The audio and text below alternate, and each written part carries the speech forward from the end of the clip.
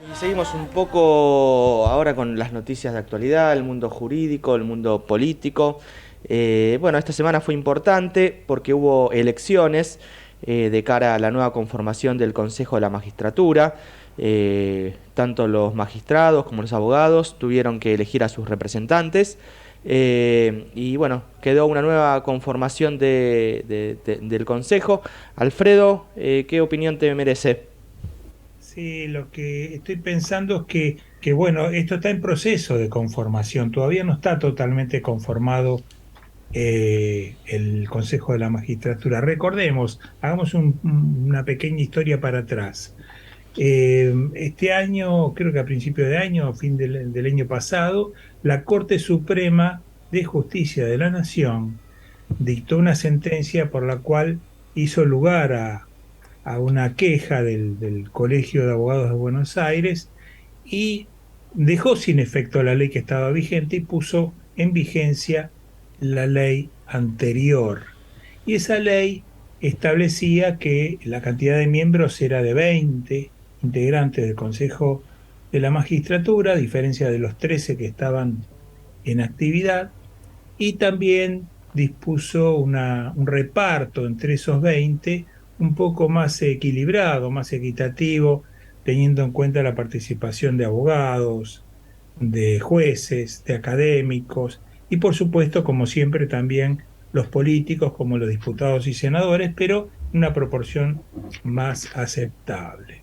Y esto se puso en vigencia en ese momento. ¿Hasta cuándo? Hasta ahora, hasta octubre de este año. ¿Por qué? Porque, bueno, se producía el vencimiento del periodo de vigencia de los mandatos de los consejeros y ahora se vuelve a llamar elecciones. Ya se puso en funcionamiento o ya se eligieron los representantes de los jueces y los representantes de los abogados. Cuatro por los abogados y cuatro representantes por los jueces. Y también se tiene el nombre, digamos, de los académicos que ya han sido designados. O sea, tenemos una parte ya nombrada, el representante del Poder Ejecutivo también, pero nos falta que el Congreso, a través de sus bancadas respectivas, designe a los nuevos diputados y senadores. Así que ya tenemos algunos nombres.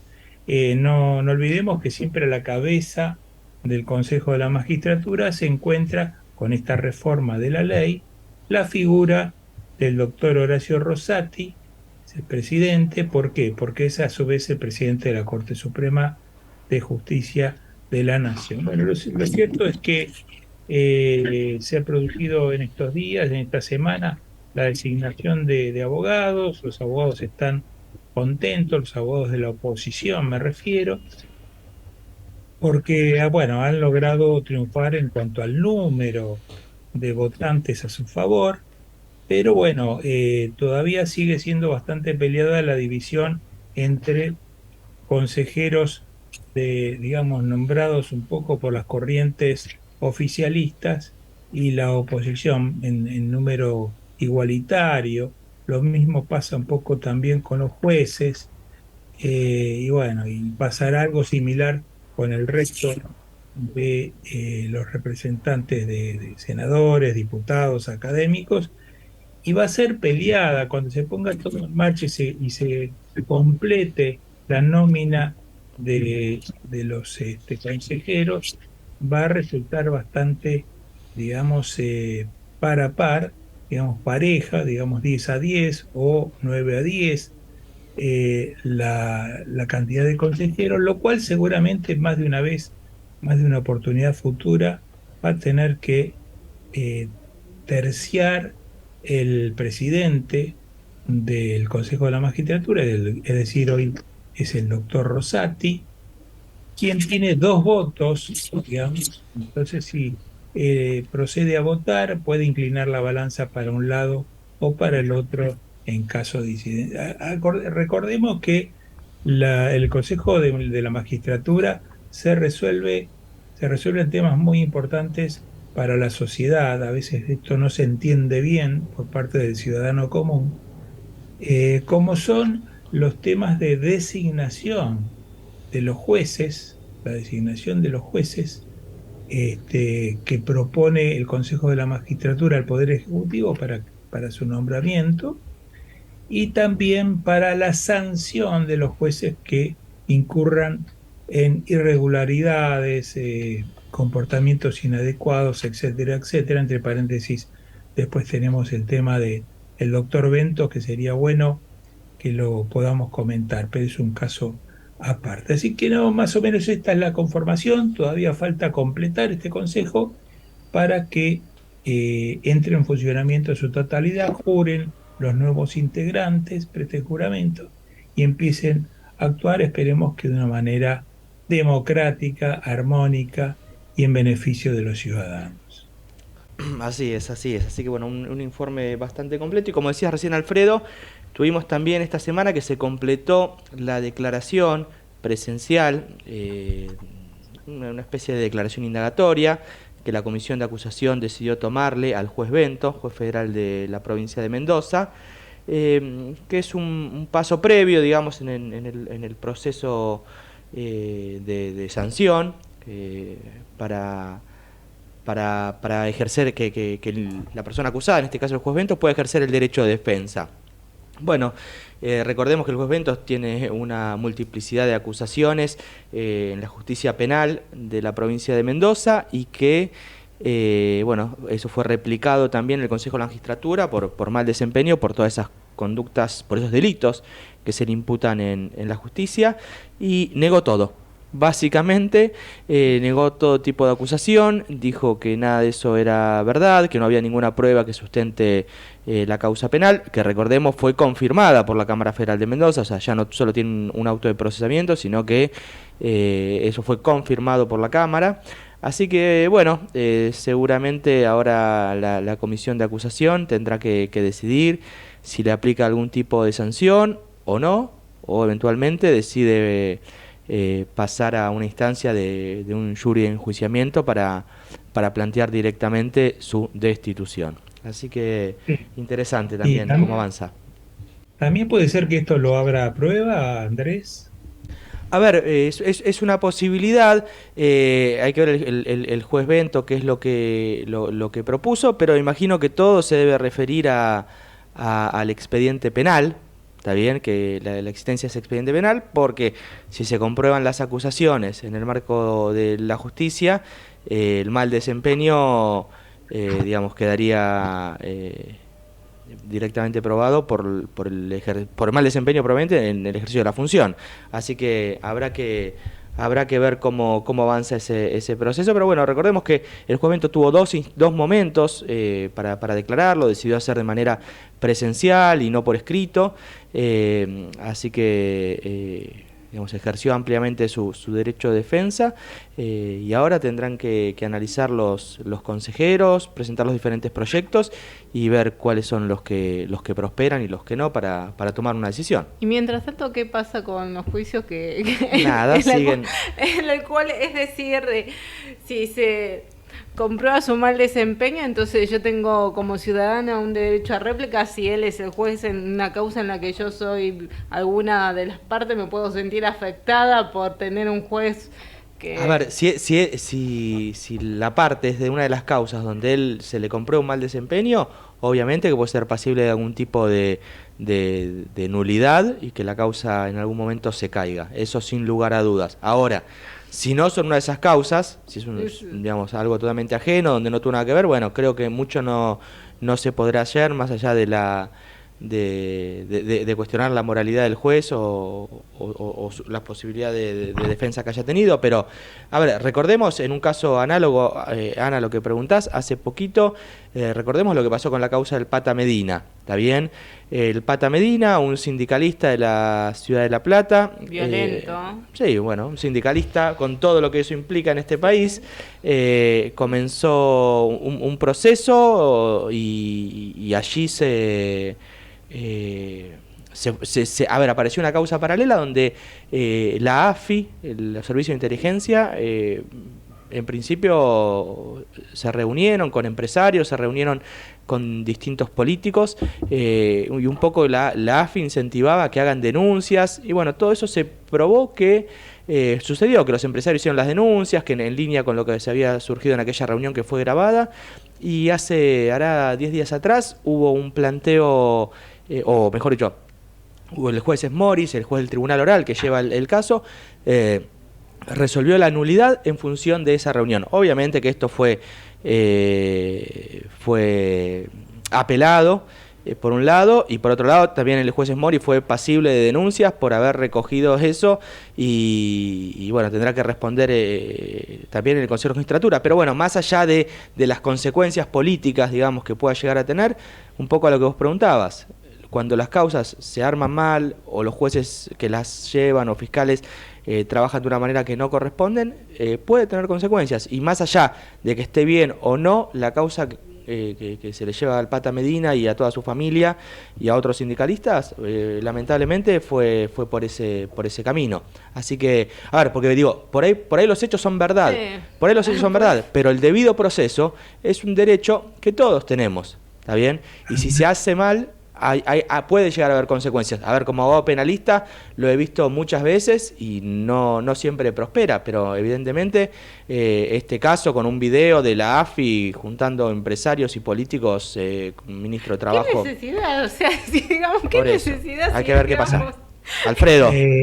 Sí, a mí me llama un poco la atención, a raíz de la pregunta de Ana también, que es muy atinada, que el Consejo, que la Comisión de Acusación no lo haya suspendido en el ejercicio del cargo, cosa que sí se hizo en el caso de otros jueces, que ante la gravedad, la evidencia de los hechos que se estaban juzgando, se lo suspende hasta tanto haya una resolución final y bueno, será reemplazado por alguna otra persona, porque justamente lo que hay que evitar, por lo que hay que bregar, es por la continuidad normal de todos los hechos, de las causas que tramitan.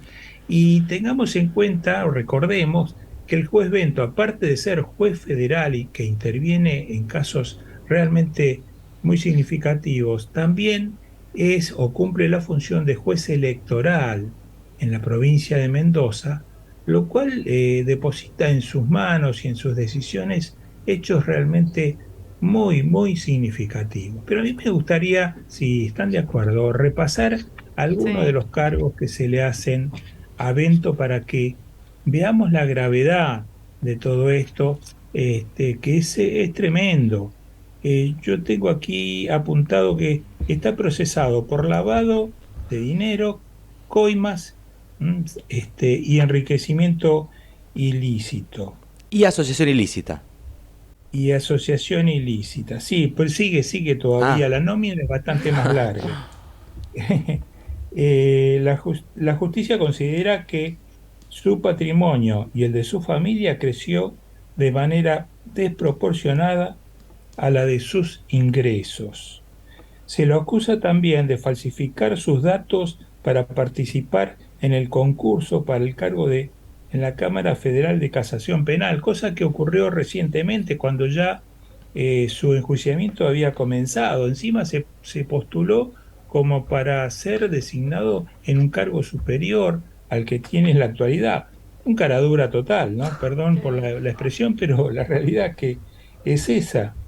Y también se le acusa de, justamente como decías vos, de liderar una asociación ilícita en calidad de jefe de la asociación ilícita en concurso real, son términos un poco jurídicos, pero en concurso real con el delito de cohecho pasivo por 15 hechos en calidad de autor. Es decir, tuvo infinidad de participaciones en temas de corrupción, en donde intercambiaba o vendía sus resoluciones judiciales, por llamarlo de alguna manera, a cambio de dinero, por eso se ha enriquecido tanto.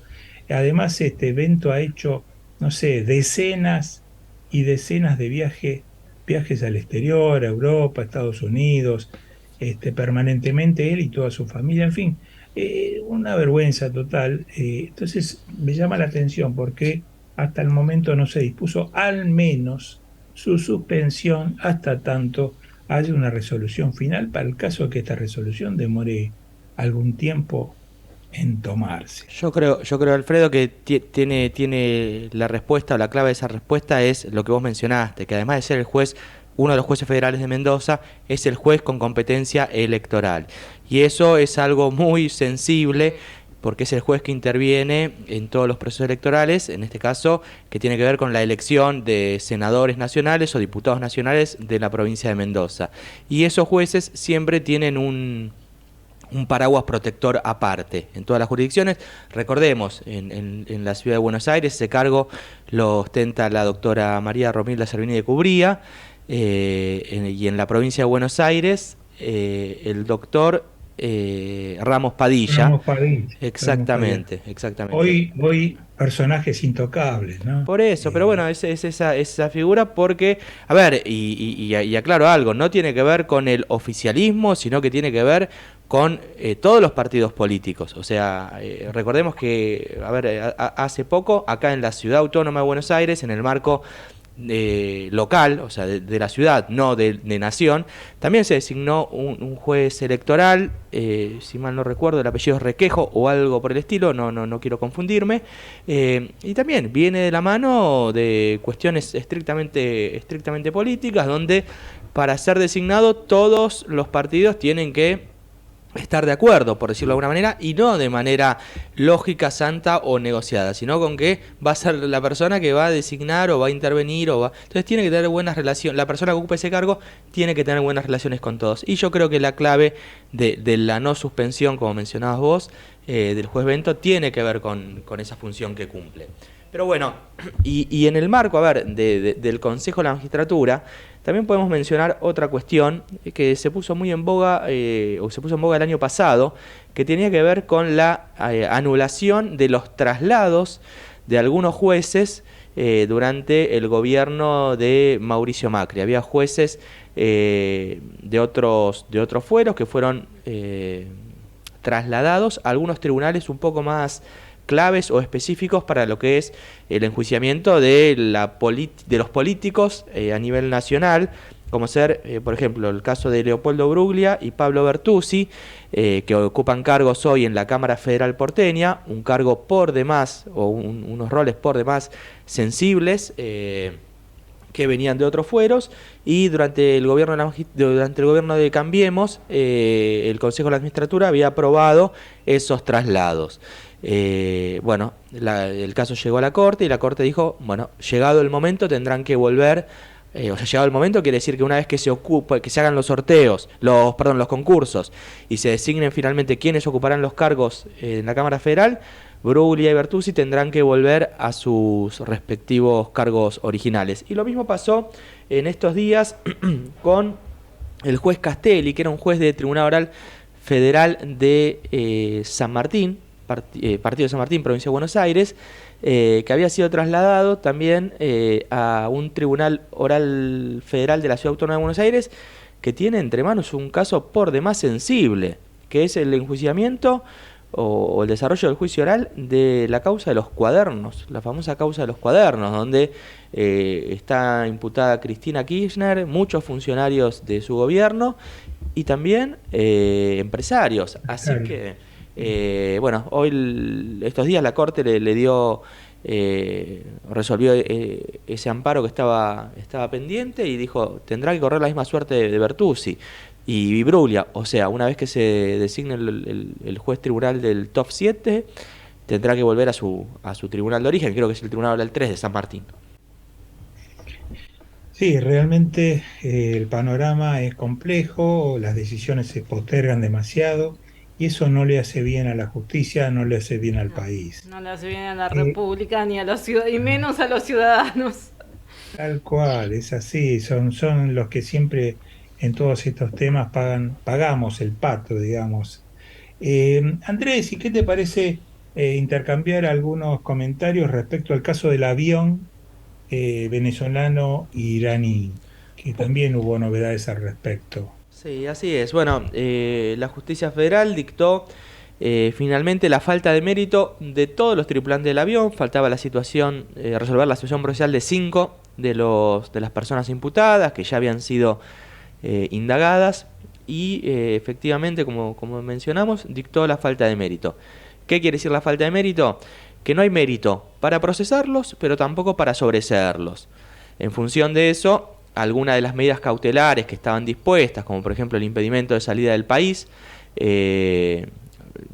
tuvo que ser levantado y creo que son 2 ciudadanos iraníes y 3 de nacionalidad venezolana pudieron abandonar el territorio nacional, lo que hicieron inmediatamente una vez que le devolvieron los documentos.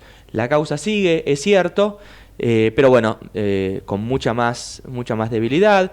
Y a ver, en materia probatoria, recordemos, lo que se planteaba es que este grupo de personas de nacionalidad venezolana e iraní, lo que planteaban eran la posibilidad de que estén financiando algún acto o alguna agrupación terrorista que desarrolle algún tipo de actividad en el país.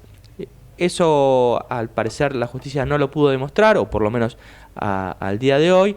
Lo que sí se pudo demostrar es que hubo toda una cuestión de empresas fantasmas o una secuencia de empresas para ocultar el origen del avión, para poder realizar el viaje que hizo, para poder transportar mercadería por todas las sanciones que tiene tanto Venezuela como Irán.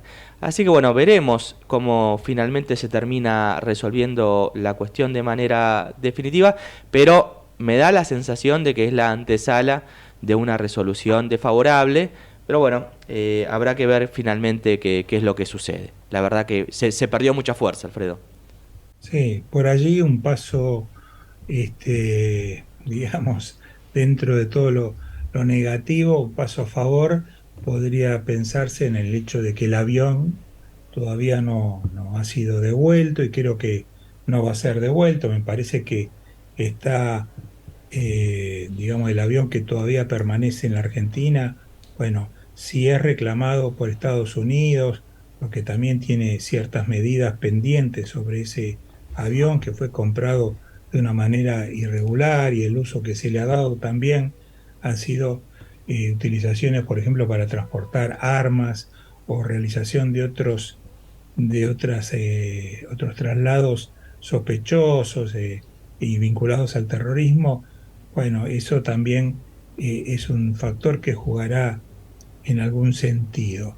Ahora, la opinión que yo he estado escuchando por allí de la querella, que es la DAIA a través de su abogada querellante, que la tuvimos aquí en el programa, la doctora Marta Nercellas, es que para ella existían suficientes elementos de prueba como para que se disponga un procesamiento y hasta una prisión preventiva, por lo menos para los, eh, digamos, tripulantes barra terroristas más sospechosos o sobre los cuales había o hay mayores elementos de prueba, a mente que todavía algunas pruebas estaban pendientes de producirse. Claro, yo creo que lo que desencadenó estas decisiones y lo apuró al juez Villena de primera instancia ha sido la resolución de la Cámara o del camarista, ¿no es cierto?, que intervino, no creo, si no me equivoco, en donde lo conminaron al juez Villena a que en un plazo perentorio dicte una resolución, ya sea de procesamiento o de falta de mérito, y bueno, se inclinó él por la falta de mérito y también a su vez permitió la salida de los imputados del país, cosa que podemos pensar que es, como vos decías, Andrés, prácticamente irreversible, ¿eh? Supongamos que el día de mañana hay un procesamiento, están llamados a, a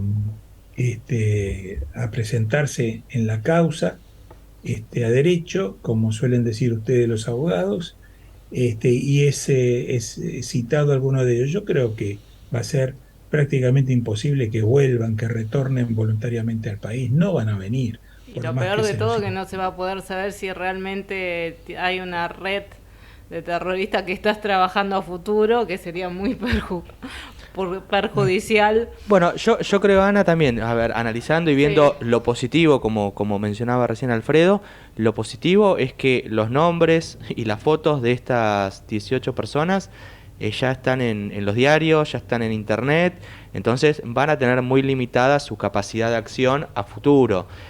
No van a poder entrar a ver, los iraníes no se volvieron, no se tomaron un avión a Irán, se fueron a Venezuela, porque sabe que si Sí. pasan por otro país no saben qué pasa. Entonces, creo que el hecho de que esta causa haya tomado estado público, el rol que tuvo la DAIA, es un rol por demás, a ver, más allá de lo estrictamente jurídico, de poner blanco sobre negro y pedir la indagatoria, porque fue por pedido de la DAIA. A ver, ojo, la DAIA también puede llegar a apelar esta resolución de falta de mérito. Es una resolución que pueden apelar tanto la Fiscalía como la querella, no Que así ya los... ya lo No, apelaron, por eso, pero no así los defensores, no eso quería mencionar. O sea, la falta de mérito no puede ser apelada por los defensores, pero las querellas o sea, los acusadores público y privado sí lo pueden hacer. Así que veremos qué pasa. Pero a ver, yendo a la raíz del problema, como lo habíamos hablado en aquella oportunidad con Marta Nercellas, creo que el problema es la capacidad del Estado Nacional y de su servicio de inteligencia, Y la que capacitación que prácticamente nula de... en lo que puede derivar, ¿no? A ver, Porque Alfredo recién mencionaba un poco que la Cámara Federal de La Plata apuró al juez Villena.